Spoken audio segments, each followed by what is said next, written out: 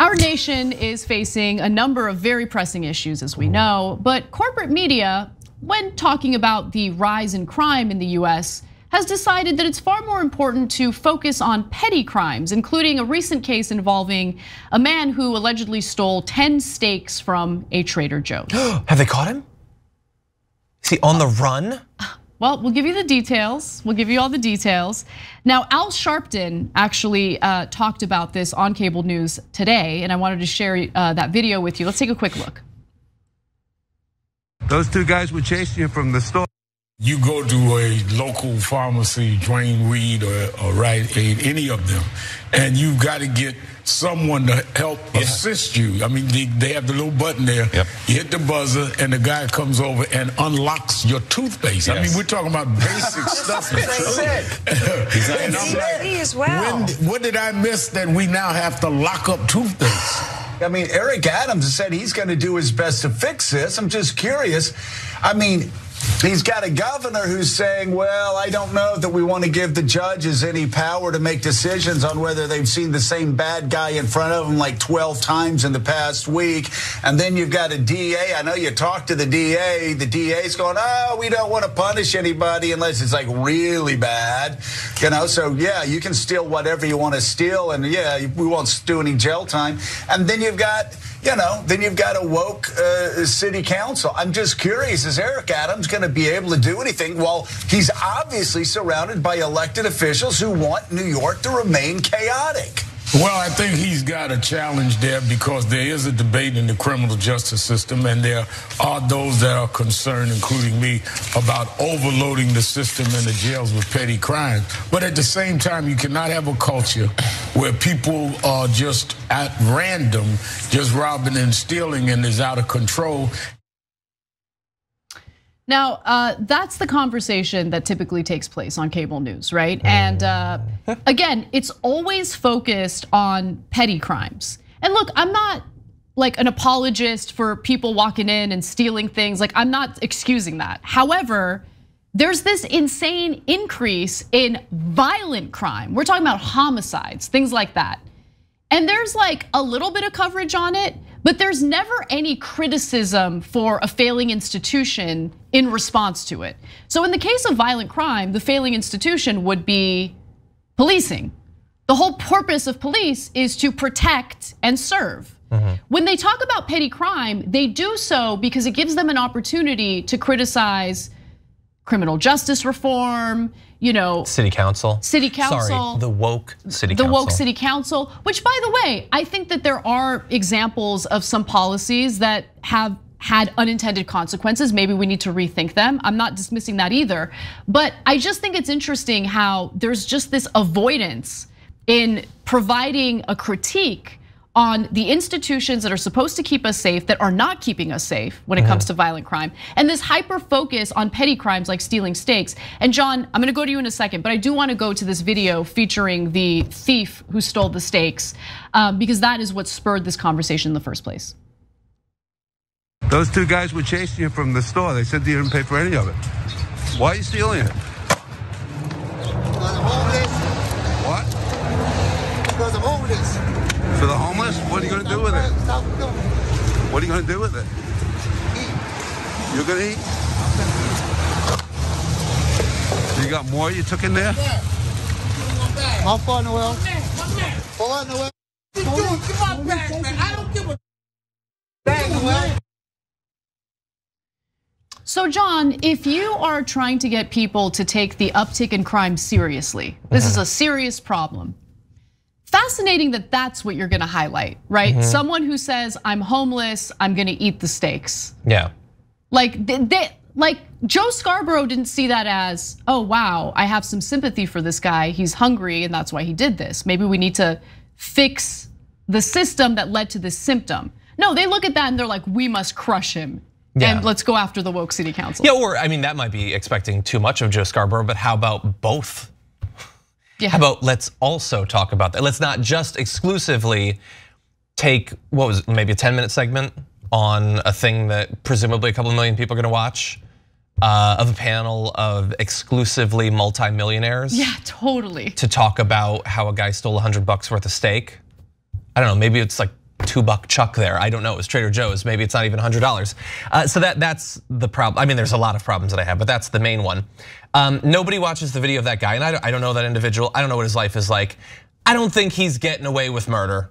He's getting harassed by people because he's stealing garbage bags to put stolen meat in so they can eat. Do I like shoplifting? No. That guy's got a rough time too.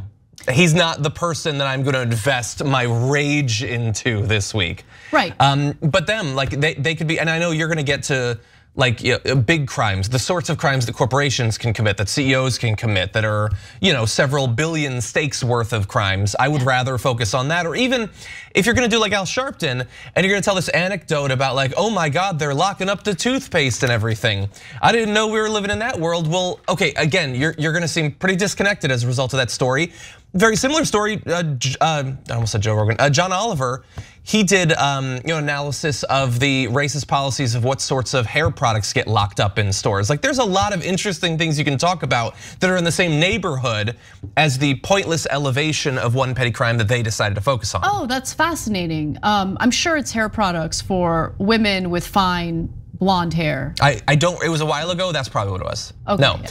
But yes, there are sorts of products in sorts of areas that get locked up. That could have made for an interesting conversation. Yeah. But that again is questioning corporations in the same way that we might want them to question the police. Right. But no, they don't want to do that. They want to question homeless individuals. They want to question the woke city council without ever defining what about the city council being woke has resulted in a shoplifting uptick. Right, I mean, maybe the pandemic has, people losing their jobs by the millions, right, has resulted in it. And look, again, I'm gonna repeat, I do think that there have been some policies, some implemented in California, for instance, that had good intentions, but have also led to some unintended consequences. It's okay to talk about that.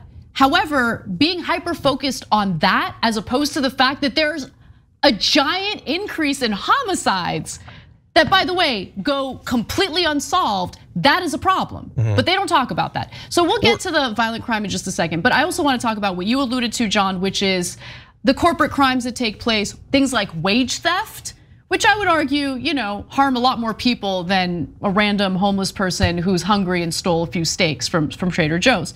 So this tweet helps you visualize just how big of a problem wage theft is.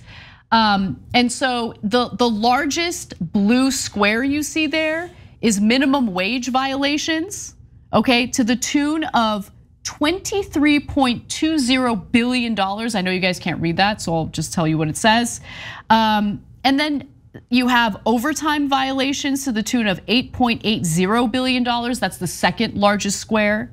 Okay, and then all the way on the left, right-hand side, the smaller boxes indicate auto theft, burglary, larceny.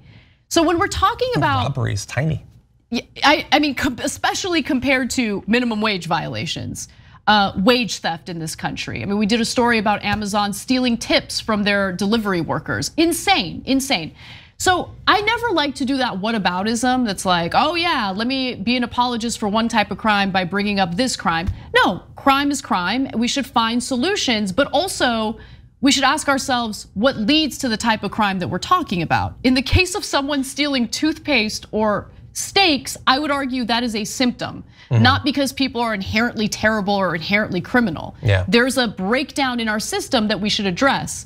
When it comes to violent crime, that also is a symptom of something we need to address, but there's never any criticism toward the lack of effective policing or the necessary investigations to actually find who the perpetrators are.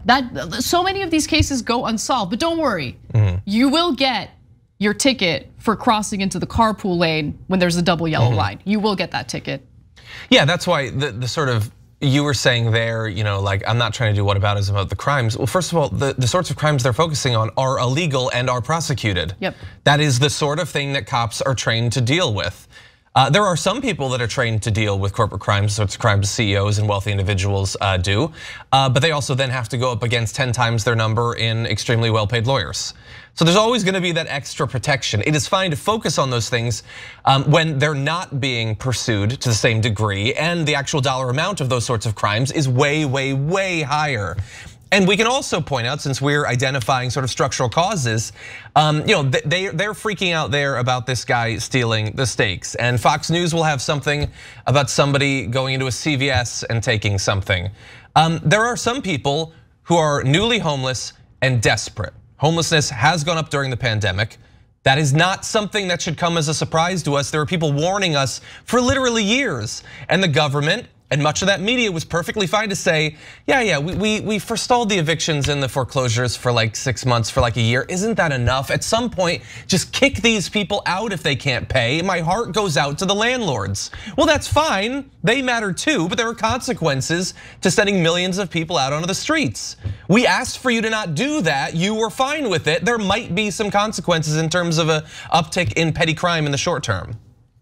Now I want to turn to what the reality is in regard to non-petty crime, actual violent crime, including things like homicides. Let's go to graphic 6 here. There have been more than 400 shootings in Oakland this year, nearly 50% higher than last year, and more than 700 armed robberies, also up 50% from last year. People are using stolen vehicles and carjacked vehicles to commit robberies. Groups of 2 or 3 are accosting unsuspecting community members and robbing them. And so those are violent crimes. They barely get discussed in the media, and there's never really any discussion about, hey, what would effective non-abusive policing look like? Policing that actually keeps communities safe but doesn't do these preemptive shootings that end up killing unarmed individuals. There were 31 fatal shootings and 143 non-fatal shootings in the city last year, the report said. The total number of shootings in Seattle last year represents a 43% increase over 2020 totals and a 78% increase over 2019 figures. And so, look, there are all sorts of issues right now with an uptick in crime. I just think that what the corporate media tends to focus on tells you a lot about what their priorities are and which institutions they're willing to criticize. The fact that they've boiled this down to petty crime and woke city councils is ridiculous. There's no real analysis there. I think that it's just garbage meant to distract us from a breakdown that we're seeing in our institutions overall, really. Yeah. Thanks for watching The Young Turks, really appreciate it. Another way to show support is through YouTube memberships. You'll get to interact with us more. There's live chat emojis, badges. You've got emojis of me, Anna, John, JR. So those are super fun. But you also get playback of our exclusive member-only shows and specials right after they air. So all of that, all you gotta do is click that join button right underneath the video. Thank you.